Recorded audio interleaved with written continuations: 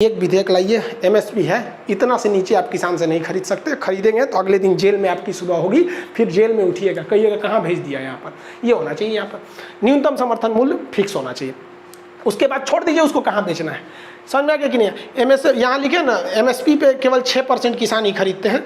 ये 24 फसलों पे दिया जाता है, साल में 2 बार, यानी एक ठो रबी फसल पे, एक ठो खरीफ फसल पे। सरकार को क्या करना चाहिए, टेक्नोलॉजी का उपयोग करना चाहिए। एक रिमोट सेंसिंग सेटेलाइट होते हैं। रिमोट सेंसिंग सेटेलाइट ऐसे सेटेलाइट को बोले जाते हैं जो आसमान से ही जमीन के अंदर कौन सा खनिज छुपा है, सोना चांदी सब का पता कर लेते हैं, कहाँ पेट्रोलियम है।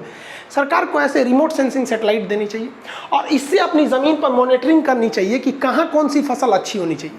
और किसानों के लिए एक एप्लीकेशन बना के देना चाहिए। आप जिस गांव में पैदा हुए हैं ना, जिस शहर में पैदा हुए हैं, आपको उस शहर की सारी गलियां नहीं पता होगी, लेकिन गूगल मैप को एक एक गली पता है। कैसे?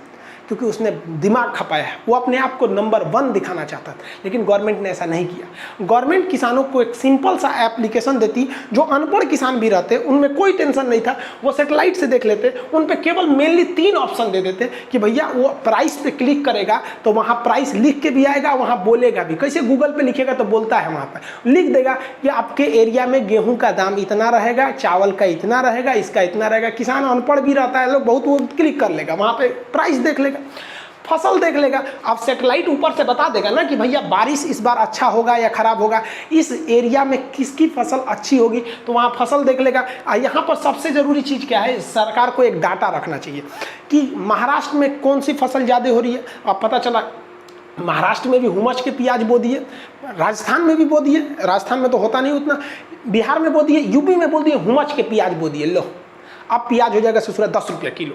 तो एक सेटेलाइट से डाटा रहना चाहिए ना, जो डाटा बता दे। देखिए एक साथ खेती नहीं होती है, 10-12 दिन का अंतर होता है, तो वहाँ पर वो बता देगा कि भैया महाराष्ट्र में ना ज़्यादा इस बार प्याज बोया गया है, तो यूपी वाला भैया प्याज की जगह पे कुछ और बो देगा, वो वहाँ पे गेहूँ बो देगा। तो एक बैलेंस वे में रहना चाहिए। तो एक एप्लीकेशन पर इसका डाटा रहना चाहिए कि कौन सी फसल किस एरिया में है, और सरकार पहले बता दे कि इस एरिया में आप बेहतर होगा प्याज बोइए, इस एरिया में आप बेहतर होगा गेहूँ बोइए। जहाँ जैसी ज़मीन है वो बोइए। जैसे मुजफ्फरपुर में लीची बोइएगा हो जाएगा, आप दिल्ली में लीची लगाइएगा अच्छा से नहीं होगा।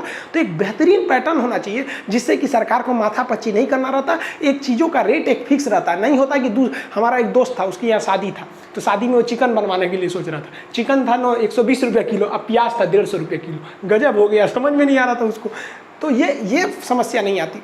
और उसके बाद मौसम, किसान को पता ही नहीं होता है किस वर्ष एल नीनो आएगा, किस वर्ष ला नीना आएगा, मानसून अच्छा होगा या खराब होगा। अगर किसान को पता, अब जैसे हम आपको बताते हैं यूपी वगैरह में बारिश बहुत अच्छी होती, लेकिन सरकार बोल देती ना कि बारिश इस बार थोड़ा पहले ही आ जाएगा ना, तो किसान जो था ना, जो धान का बिया लगाया था, वो थोड़ा ऊंचे जगह पे लगा देता, जिससे कि उनका बिया नहीं बहता। इस बार क्या हुआ, जो धान बह गया वो तो बह गया, लेकिन जो बच गया बहुत बेहतरीन हुआ है। तो इस बार जो इंद्रदेव मेहरबान थे जिन्होंने अर्थव्यवस्था को बचाया है। तो सरकार को ये सब चीज़ों पर ध्यान देना चाहिए, एक प्लेटफॉर्म टेक्नोलॉजी का यूज़ करना चाहिए और एक सिस्टमेटिक बताना चाहिए कि भैया किस एरिया में कौन सी फसल हो रही है, ताकि एक बैलेंस वे में रहे और हम लोग ऐसा ना हो कि ज़्यादा किसी चीज़ को उत्पादन कर ले और किसी चीज़ का उत्पादन कम कर ले प्राइस वगैरह के लिए। एक बात ही हम कहना चाहेंगे, अगर किसान को बचाना है तो भैया एमएसपी फिक्स कीजिए कि उससे नीचे चाहे तो साहूकार हो, चाहे प्रधानमंत्री हैं, चाहे एफसीआई हैं, चाहे आपके बिचौलियाँ हैं, गद्दी हैं, बाजार समिति है, उससे नीचे आप उससे नहीं खरीद सकते। किसान बच गया भाई साहब, वरना किसानों का जो पलायन होगा ना बड़े बड़े शहरों में। आप देखिए करोड़ों लोग लॉकडाउन के बीच में गांव में आए हैं। ये एक नया मौका प्रकृति ने हमको दिया है कि आज भी उन किसानों के लिए भला सोचिए, वो हमारे देश की जीडीपी को बचा लेंगे। और नहीं तो कितना काम आया आपका ये बड़ी बड़ी बिल्डिंगें और बड़ी बड़ी ये फैक्ट्री वगैरह, सब तो धाराशाही हो गई। ये किसानों ने ही बचाया था, इनके साथ अन्याय नहीं करना चाहिए। ये चीज़ आपको राजनीतिक लगेगी, अब हमको नहीं लगता इसमें राजनीति की बात है। आपको अगर लगता है कि नेहरू से लेकर मोदी के बीच में किसी ने किसानों के लिए कोई बेहतरीन काम किया है तो आप कमेंट करके बताइए, और आप भी दबाव बनाइए कि सरकार एमएसपी को लागू करे सख्ती से। मिलेंगे नेक्स्ट क्लास में।